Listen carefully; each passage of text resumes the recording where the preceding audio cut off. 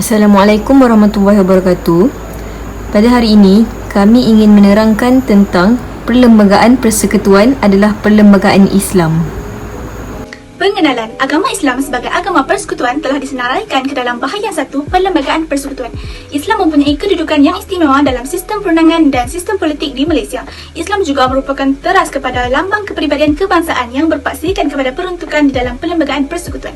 Di dalam Perlembagaan Persekutuan telah menunjukkan betapa pentingnya peruntukan tentang Islam dalam struktur perlembagaan. Ia dijadikan sebagai struktur asas dalam perlembagaan. Perjuangan untuk mencapai kemerdekaan oleh anak negeri iaitu bukan orang asing juga bertujuan melindungi institusi beraja di Malaysia dan mempertahankan akidah. Sejarah ringkas Pemaktuban Islam dalam Perlembagaan Persekutuan. Kedaulatan Kerajaan Melayu yang berteraskan ajaran Islam sebenarnya telah lama bertapak kukuh sejak kurun ke-13 jika disandarkan pada batu bersurat Terengganu. Perlembagaan Negeri Terengganu pada tahun 1991 dan Negeri Johor yang telah dimasyhurkan pada tahun 1895 adalah sebuah perlembagaan bertulis yang paling moden dan paling awal di Tanah Melayu. Pada tahun 1946, percubaan British untuk menjajah Tanah Melayu melalui gagasan Melayu Union telah pun gagal. Pada 11 Mei 1946, United Malay National Organisation iaitu UMNO diasaskan iaitu di bawah pimpinan Onn Jaafar. Pada tahun 1948, Melayu Union dipaksa dibubarkan dan digantikan dengan Perjanjian Persekutuan Tanah Melayu berpunca daripada tentangan orang Melayu khususnya peranan yang dimainkan oleh UMNO. Pada 25 September 1956, Raja-Raja Melayu pada mulanya enggan memperkenalkan pemaktuban Islam sebagai agama persekutuan oleh kerana berpendirian bahawa agama adalah urusan negeri dan harus dikekalkan di bawah kuasa raja bagi setiap negeri. Pada 22 Februari 1957, Tunku Abdul Rahman berterusan mengusulkan berkaitan pemaktuban Islam sebagai agama persekutuan supaya diadakan satu artikel khusus dalam draft Perlembagaan Persekutuan bagi meletakkan Islam sebagai agama persekutuan. Akhirnya usul ini diterima ekoran sokongan oleh Pesuruhjaya Tinggi sendiri, iaitu Sir Donald McGillivray. Walau bagaimanapun, masih tiada sebarang keputusan dibuat oleh Raja-Raja Melayu dan masih belum memperkenankannya. Hai, Assalamualaikum warahmatullahi wabarakatuh. Saya Syahira binti Johar. Nombor mencik saya B21100043. Okey, baik. Hari ini saya ingin menerangkan tentang ketetapan Islam sebagai agama bagi persekutuan. Ketetapan Islam sebagai agama bagi persekutuan ini di dalam Perlembagaan Persekutuan bukanlah satu kebetulan yang dilakukan secara tidak sengaja oleh mereka yang memiliki kontrak sosial lebih 50 tahun yang lampau. Ia adalah rumusan yang telah mengambil kira latar belakang sejarah, dinamika budaya tempatan, ciri-ciri ketamadunan dan ketatanegaraan di Persekutuan Tanah Melayu. Seterusnya, ketetapan ini tidak pernah menolak keperluan mana-mana anggota masyarakat yang lain untuk menghayati mana-mana agama yang menjadi anutannya. Assalamualaikum warahmatullahi wabarakatuh. Nama saya Jiwa Binti Rasmin. Seterusnya saya akan terangkan berkaitan Islam dalam Perlembagaan Persekutuan. Okey, dalam kes Senior Atikur Rahman bin Ishaq lawan dengan Fatimah binti Siti pada tahun 2000, Mahkamah Tinggi telah memutuskan bahawa kedudukan Islam adalah tertinggi dan mengatasi agama-agama lain. Seterusnya, peruntukan mengenai Islam adalah bertujuan untuk memberikan negara Malaysia ini bersifat dan bercirikan Muslim yang umumnya bersifat luaran dan untuk ucapan rasmi dalam negara. Dalam memorandum perikatan mahu menjadikan Islam sebagai agama persekutuan. Namun, memorandum tersebut juga menjelaskan bahawa peruntukan ini tidak akan mengubah Persekutuan Tanah Melayu sebagai sebuah negara sekular. Memorandum perikatan itu juga menjelaskan 3 perkara dalam soal kedudukan Islam dalam perlembagaan, iaitu agama bagi penduduk Tanah Melayu, kedudukan Islam sebagai agama persekutuan Tanah Melayu yang tidak akan menjejaskan hak bukan orang Islam dalam menganuti dan mengamalkan agama mereka, dan kedudukan Islam sebagai agama persekutuan tidak menjejaskan kedudukan persekutuan sebagai negara sekular. Dalam perkara 3, makna yang sempit dari sudut perundangan yang cuba memberikan implikasi bahawa Malaysia adalah sebagai sebuah negara sekular. Namun, pengaruh Islam dalam negara sebagaimana yang diperuntukkan oleh perlembagaan sendiri dan lain-lain faktor yang menjelaskan bahawa kedudukan Islam ini adalah penting dalam pemerintahan di Malaysia. Seterusnya adalah agama Islam adalah agama persekutuan. Merujuk kepada perkara 3, Perlembagaan Persekutuan ada menyatakan bahawa agama Islam ialah agama bagi persekutuan, tetapi agama-agama lain juga boleh diamalkan dengan aman dan damai di mana-mana bahagian persekutuan. Seterusnya merujuk kepada perkara 11 mengenai kebebasan agama pula menyatakan tiap-tiap orang adalah berhak untuk menganuti dan mengamalkan agamanya, dan bertakluk kepada fasa kurungan 4 mengembangkan agamanya. Seterusnya adalah Ketua Agama Islam. Merujuk kepada perkara 3 kurungan 5, perlembagaan persekutuan memperuntukkan walau apa-apa jua dalam perlembagaan ini yang di-Pertuan Agong hendaklah menjadi Ketua Agama Islam di wilayah Persekutuan Kuala Lumpur, Labuan dan Putrajaya seperti yang dimaksudkan. Parlimen juga boleh melalui undang-undang ini membuat peruntukan bagi mengawal sedia hal ehwal agama Islam dan bagi menubuhkan suatu majlis untuk menasihatkan yang di-Pertuan Agong mengenai perkara-perkara yang berhubungan dengan agama Islam. Seterusnya, perkara 3 kurungan 5 juga menyebutkan 3 institusi berkaitan Islam di wilayah Persekutuan yang di-Pertuan Agong sebagai Ketua Agama Islam, Parlimen sebagai badan perundangan yang berhak membuat undang-undang berkaitan hal ehwal Islam, dan Majlis Agama Islam. Institusi yang dibuat oleh Parlimen melalui sebuah undang-undang untuk menasihati yang di-Pertuan Agong dalam perkara yang berkaitan dengan Islam.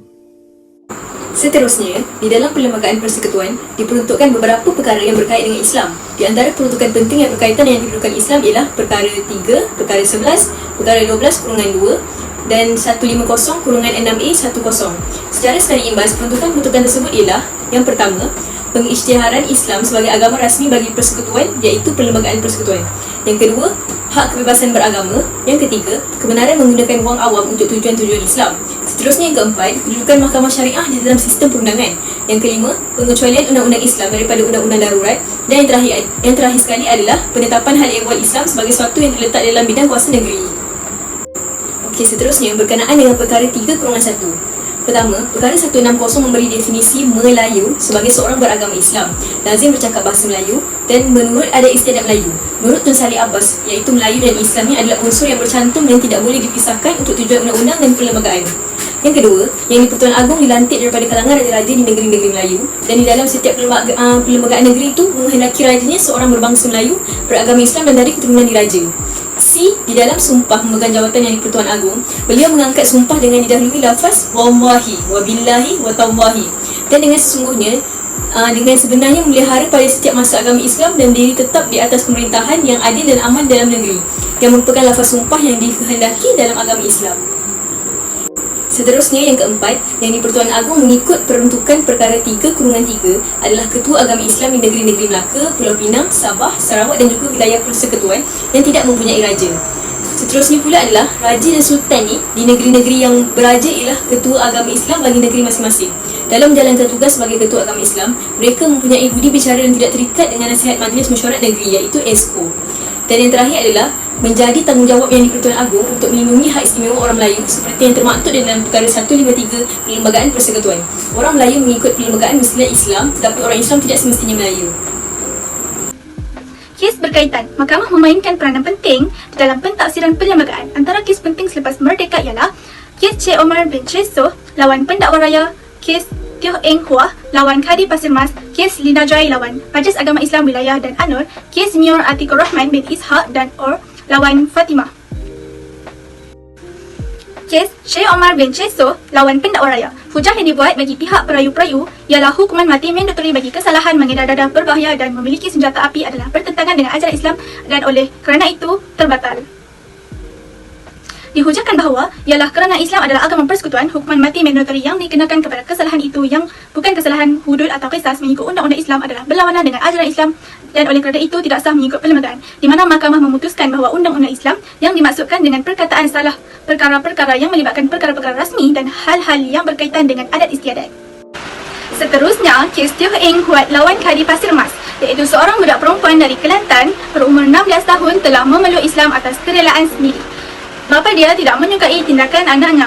Oleh itu, dia mengheret anaknya ke Mahkamah Persekutuan dan menyaman anaknya sendiri dan dia turut menyaman Majlis Agama Islam Kelantan. Dia mohon pada mahkamah agar mengisytiharkan bahawa anaknya masuk Islam adalah tidak sah. Pada ketika itu, Tun Salleh Abbas menjadi hakim mengendalikan kes tersebut. Beliau terpaksa membuat pengisytiharan di bawah Perlembagaan Persekutuan. Hak seorang anak terletak di bawah jagaan ibu bapanya selagi masih belum cukup umur 18 tahun. Jika mahu menukar agama, anak-anak tersebut perlu meminta kebenaran dari ibu bapanya. Semasa Susi Tioh masuk Islam berumur 16 tahun, oleh itu, jika mengikut undang-undang dia tidak sah memeluk Islam. Di atas kearifan Tun Sri Abbas, dia menyimpan fail itu di dalam lacinya selama 2 tahun.